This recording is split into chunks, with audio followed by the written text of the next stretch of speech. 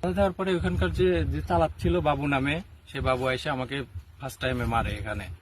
পাবনার আটঘরিয়ার মাছপাড়া ইউনিয়নে সোনাকান্ত বাবু নামের এক ব্যক্তির বিরুদ্ধে দীর্ঘদিন ধরে অবৈধভাবে মাটি কেটে ফসলি জমি ধ্বংস, পানি নিষ্কাশনের পথ বন্ধ এবং রাস্তাঘাট ক্ষতিগ্রস্ত করার অভিযোগ উঠেছে।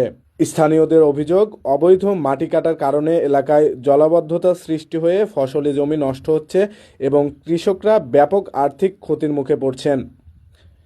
এতে পরিবেশ ও ভূমি ব্যবস্থাপনার আইনের লঙ্ঘন হচ্ছে বলে দাবি করেছেন তারা। জমি খুব নষ্ট হয়ে যাচ্ছে, চাষবাস করার সমস্যা হচ্ছে। আপনার এখানে আমার পাশে জমি আছে, ওই জমিটা ধরেন ওই বিঘত দিয়ে মাটি দিয়ে আমার জমি দখল করে মানে এরিয়া করে বাড়া দিচ্ছে। উনি ধরেন আরেকজনের জমি পুকুর কাটতে লাগিয়ে আমার জমি একটু কাটিয়ে নিয়েছে, এটা একটু সমস্যা হয়। আমাদের ধুলা ভালো বাইতে উঠে যায়, বাচ্চা কাচ্চা রোড যেতে পারে না, গাড়ি খুব দূরে জোরে টানে, এগুলো খুব সমস্যা আমরা আছে। বন্ধ হয়ে যায়, আমরা এটা আমরা চাচ্ছি। এটা তো পানি আমাদের বাসায় রাস্তা ঠিক যাবে এবার, যে পরিস্থিতি আবার হয়েছে তো মোট পানি রাস্তা ঠিকবে এবার। হিনে চলে যাচ্ছে দেশটা এই পুকুরে হিসাবে, মানে চাউলের দাম বেশি, আপনার ধান হয় না, এক সিজন হলে এক সিজন হতে চায় না, জমি কিনে একবারে পড়ে থাকে, নষ্ট হয়ে যাচ্ছে। শনিবার 30 জানুয়ারি অবৈধ মাটি কাটায় বাধা দিতে গেলে সিরাজ দেওলার ছেলে মিঠুকে মারধর করে বাবু ও বাবুর সন্ত্রাসী দল। এখানে এরা মাটি কাটতেছে আজ হচ্ছে 2 মাস যাবত।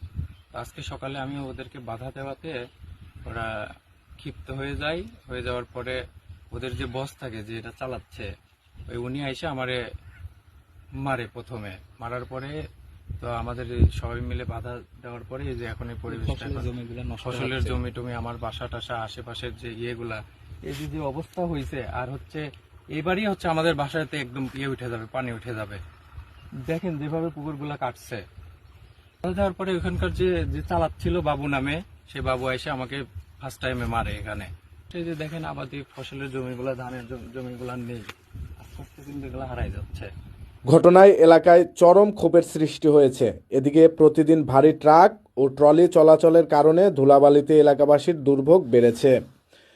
শিশু, বয়স্ক ও অসুস্থদের স্বাস্থ্য ঝুঁকি বাড়ছে এবং সড়ক চলাচলও ঝুঁকিপূর্ণ হয়ে উঠেছে।